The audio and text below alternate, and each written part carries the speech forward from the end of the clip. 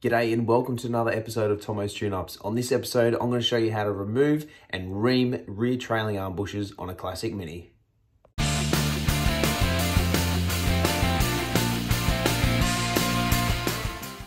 Now before we start, don't forget to like and subscribe, and as well as leave your comments in the section below for things that you want to see me do. Now on my previous episode, I showed you how to remove upper control arm bearings as well as reinstall them.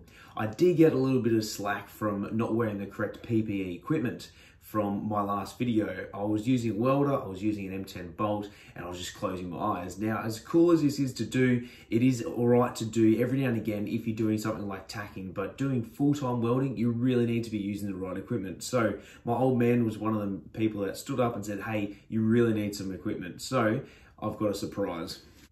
So this came in the mail today. It is the Lincoln 3350 series auto darkening welding helmet. So I just want to say thanks to my pop for sending me that. Greatly appreciated. Now let's get to work. So these are the parts that we're going to be replacing. Now there's a couple of washers down here. There's some new seals like we did have on the front upper control arms. We have a needle roller bearing, very similar to the one that we installed on the upper control arm. We have a plastic sheath, which is what protects the shaft from the internal workings of the radius arm, which goes inside here. We have obviously a new shaft, a couple of washers, nut, and a grease nipple at the end. Now, this is the bronze bush that we're going to be reaming. Now, what reaming is enabling it to meet the same size diameter as this. So the ID of this, which is the internal diameter, is not the exact same as the OD of this, which is the outside diameter. So if you try and slide that on there right now, it's not going to fit. That's because it needs to be reamed. So we actually have a tool that we bought from Minisport in the UK that we're going to be using for this job. Now the reaming tool itself can be a bit daunting. It comes with all these nuts, bolts, washers, spacers. There's a little cone at the top here. There's a steel rod, as well as this punch, which is quite solid, and this tool as well. Now this is what's actually going to be doing the reaming. Inside here, if you look really closely, these blades here, they're quite sharp. So as it goes in, we're going to be adjusting these nuts on either end, and it's going to be widening it. Now we're going to slowly, incrementally wind those in piece by piece, turn by turn, to make sure that we enable it to get to the right size it needs to be. It also has a guide that we're going to attach this to the end of this, so that way when we put it inside the arm itself, it's going to go nice and straight. Now it's imperative that when you ream this, you have a support tool, which not only goes through here to help you ream the bush, but also comes out this end. That'll ensure that it is completely straight internally. Otherwise, if you ream one end and it's on a slight bit of an angle, by the time you go to push the shaft all the way through, it's not going to marry up on the other side, and then you've completely stuffed it. You're going to have to start again. So we're going to do that down the track, but first of all, let's work on getting the bearing out. Now the first thing we're going to do is mount the radius arm inside the vise. We're going to be using the exact same technique as what we used the other day. We're going to be welding a bolt inside here. We're going to be then fitting a socket over the top, and then we're going to be pulling it out. Now, although this does look quite dirty and we should probably clean up beforehand, the time restraint that I've got in order to get these done is quite short. So what we're going to be doing is replacing the bush, the bearing, and reassembling it. I'm going to give it to him. He's then going to clean it up and get it fitted to the car. Now this tool is very specific to the Mini radius arms. You need to be able to ream both bushes on either side of the vehicle in order for the shafts to fit.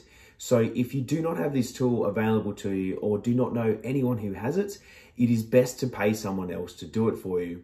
Now this tool is worth several $100s. I paid roughly around $250 to $300 for this tool, which I'm going to use several times, maybe even again on my own car in the future. So I've invested the money in something that I'm going to utilize more than once. If you're not going to utilize it more than once, probably best to pay someone else to do it or borrow it off someone. All right, let's test out this bad boy.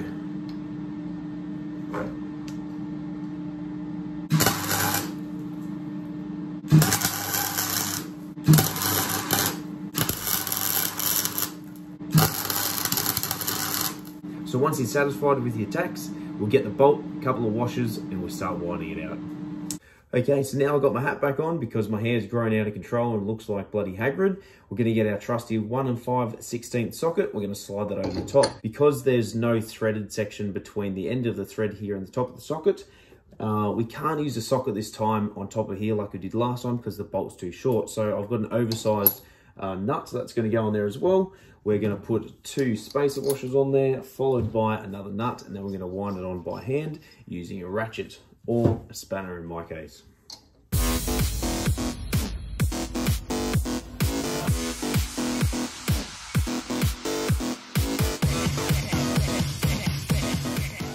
So once you've got the spanner on there or your socket, just start turning it. Make sure that when it starts to seat, you do it nice and easy, and that way you're going to make sure that it pulls it all the way out and you're not going to have any problems.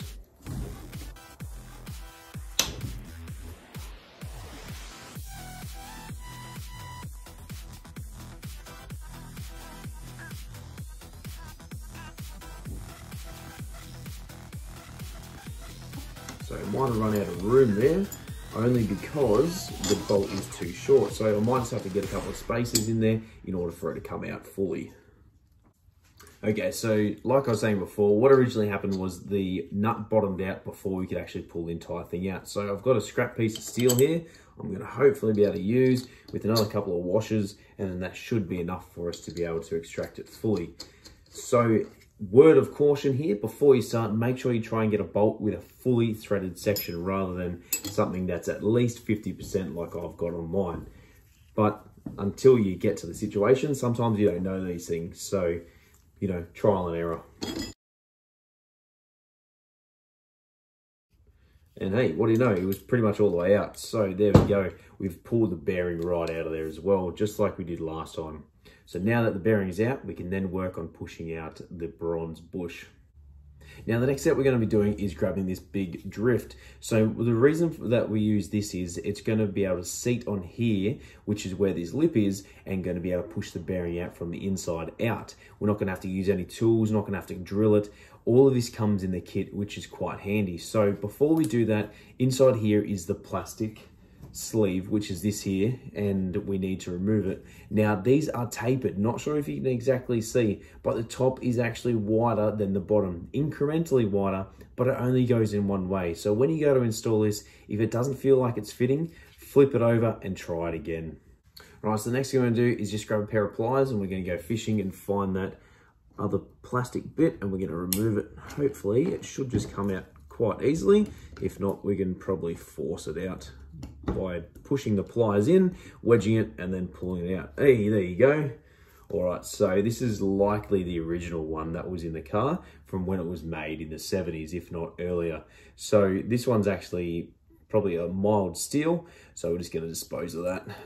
All right, so now that it's out, we're going to grab our drift and we're going to push out the bronze bush. Okay, so here we are the following day. It's almost 11 o'clock. I've got some thicker gloves on. We're going to keep pushing the drift all the way through. Now, I might find that the camera's going to fall, so I'm going to change an angle. But you can see here, the drift is all the way through and it's starting to push out the bronze bush underneath. That's exactly what we want. Remember, the small tapered section, just before it gets to the thicker section, is going to face down to push the bush out.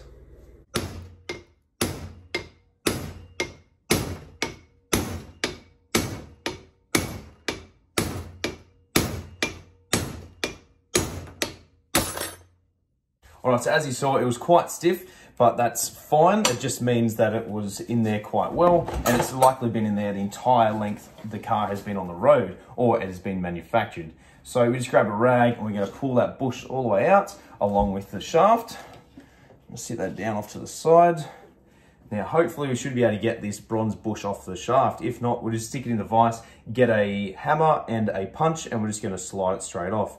So that should just slide straight off the shaft. Now, sometimes bushings or bearings are going to take a little bit of persuasion. And persuasion, I mean, you might have to hit it a couple of times or even apply a certain amount of pressure before it starts moving. Generally, once something starts moving, it's going to then come out quite easy. Now we've got the bronze bush off to the side. We can clean this up and then we can reinstall the bronze bush, start the reaming process, and then we can install the bearing.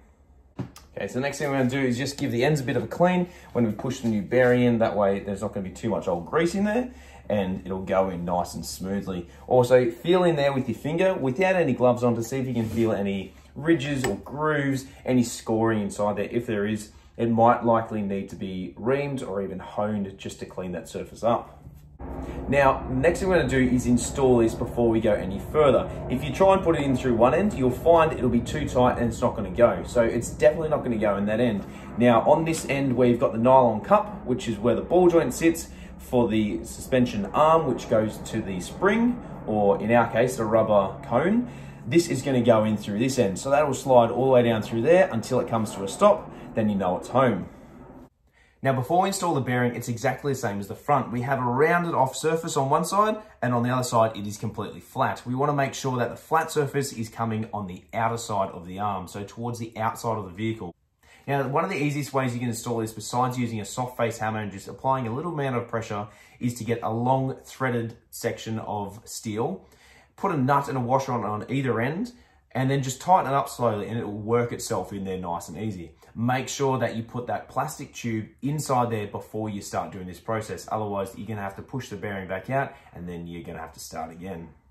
So we just grab our soft face hammer and we're gonna give that a nice easy tap. So you don't want to be using any excessive force or tools. Once again, you want to ensure that it is on a level, flat surface with the outer part of the arm. Now here's Tomo's handy tip of the day. We have a couple of selections of hammers. We have a ball peen hammer, which is made of steel, and we have a soft face hammer, which is a dead blow hammer. So you want to ensure that when you are hitting something with a hammer, whatever you are hitting, the material you're hitting it with is softer than the actual material that you are driving the component in with, whether it be a nail, a screw, a bearing, a bush, whatever it may be. If this surface is softer than this surface, you are going to damage the surface you are pushing in. Whereas if we go the opposite way and we hit it with something that is softer than this is going to cop the damage. So now we've got the bearing in, we're going to flip it over and we're going to install the bush. All right, so I'm not overly concerned about the damage that we might be causing to some of these old cables or even brake lines, merely because we're going to be replacing them. So we're going to grab our bronze bush. At each end, it is slightly tapered, so you might be able to see there on each end. Hopefully the camera will focus. If not, most of the section is completely flat. It then tapers in on either end. This shows that it doesn't go any particular way. If it did, you'd probably put the tapered end in first. So what we're going to do is just install this nice and easily. So it's not going to be pushed in by hand, but instead we're just going to use a soft face hammer once again, give it a couple of light taps, and then drive it in.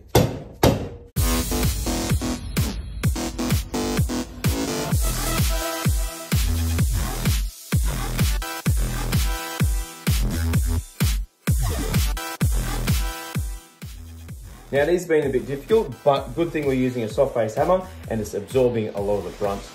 Okay, so now we've got the bronze bush in, we can clean it up, put the rod through there and start the reaming process. I did work out later on that if you get an old upper control arm pin along with the spacer, the nut and the washer on the end, and you sit it in the top here, it helps to drive the brass bush in quite easily. It'll sit on there quite well, and then with a couple of taps of the hammer, it then helps it to seat right against where it needs to be.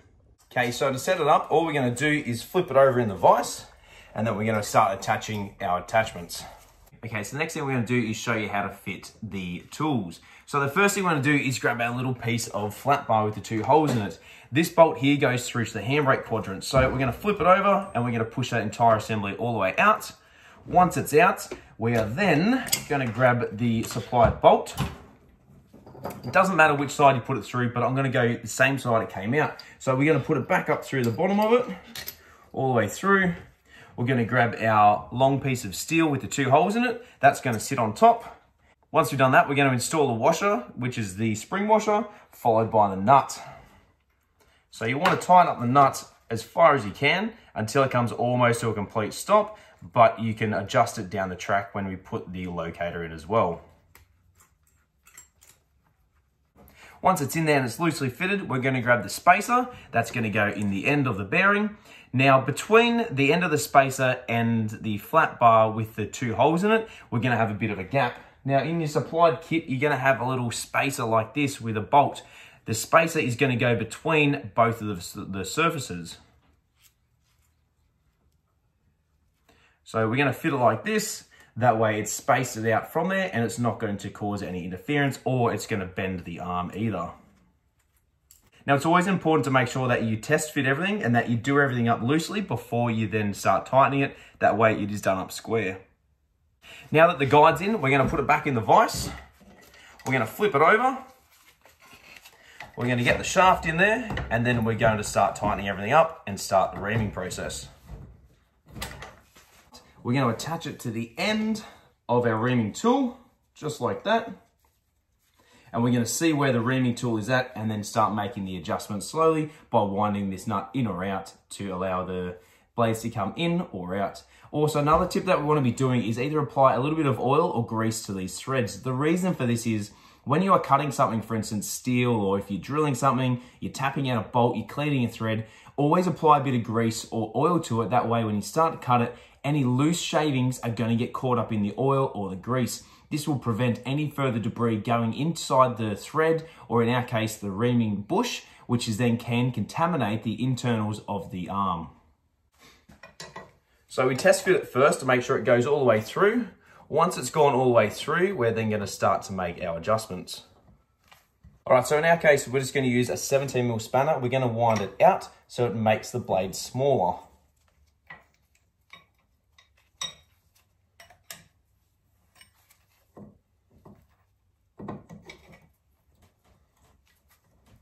We're then going to grab our spanner and we're going to start turning, start cutting the bush. Now you want to do this slowly and as easily as you possibly can. If you rush it, you can potentially over-ream the sides. So the first couple of cuts might just be a little bit stiff, but that's okay. It just means that it's getting going.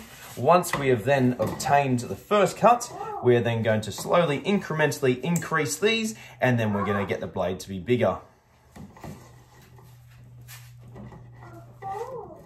Make sure that every ream you do, you take the shaft all the way out, you grab the new shaft and you try to fit it.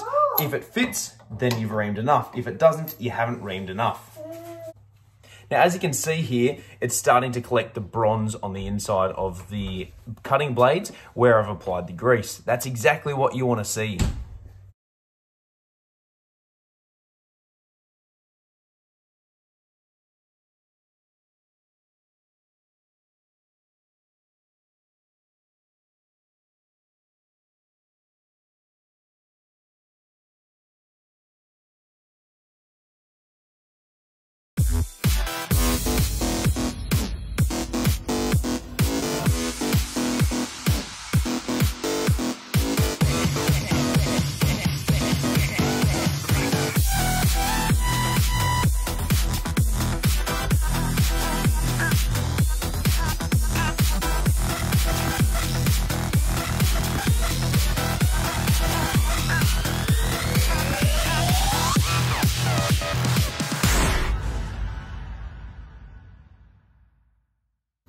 So now as we get towards the end of this process, we're getting really close. So it started to go in, but it's not going in all the way. So I've given it a couple of little twists and a couple of little taps with my hand, but nothing serious. So because this isn't going in any further, we're going to take it out and we're going to slowly repeat the process once again, but slowly and incrementally turning the adjuster to allow us to get that extra slight gap that we need in order to get the shaft back in properly. Now I've done what I believe to be my final cut, so we're going to test fit this, see if it's going to work.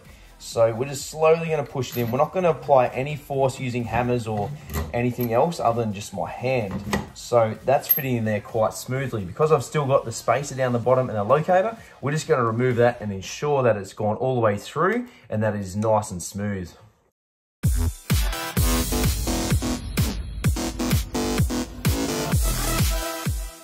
So we take that out and then we're just going to push it all the way through and ensure that it goes all the way through to the other side of the bearing.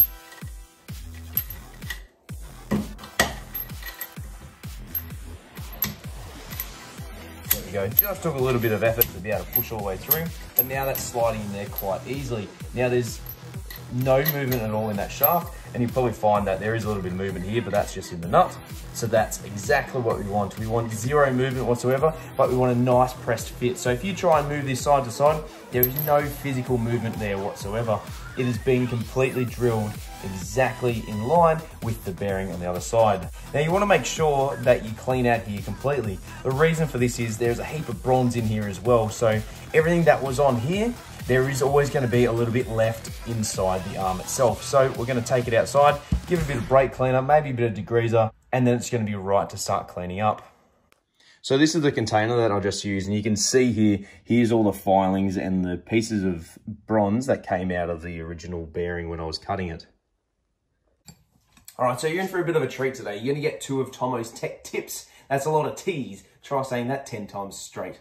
Now, sometimes you find that you can't remove all the internal bearings, grease, whatever it is inside a shaft. So what we're gonna do is we're gonna get the tool that we used without the attachment on the end to do the cutting, and we're gonna get a rag. Now, what we're gonna do is put the tool inside the rag like you would a magic wand, and we're gonna stick it directly down inside there. Now, what this is gonna do is catch all the grease and everything that is inside there on top of the rag. Because your hand isn't big enough to get in there, you're gonna pull out all the stuff that's in there. So as you can see, there's a couple of filings in there. Repeat this process as many times as possible to ensure that you remove all the contaminants from inside the arm.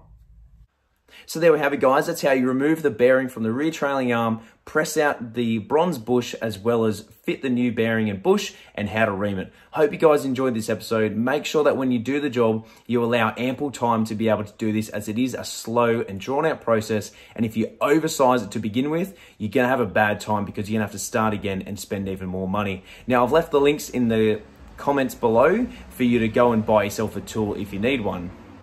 Thanks heaps for watching once again, guys. Stay COVID safe, and I'll see you next time on an episode of Tomo's Tune-Ups, all things DIY and mechanical.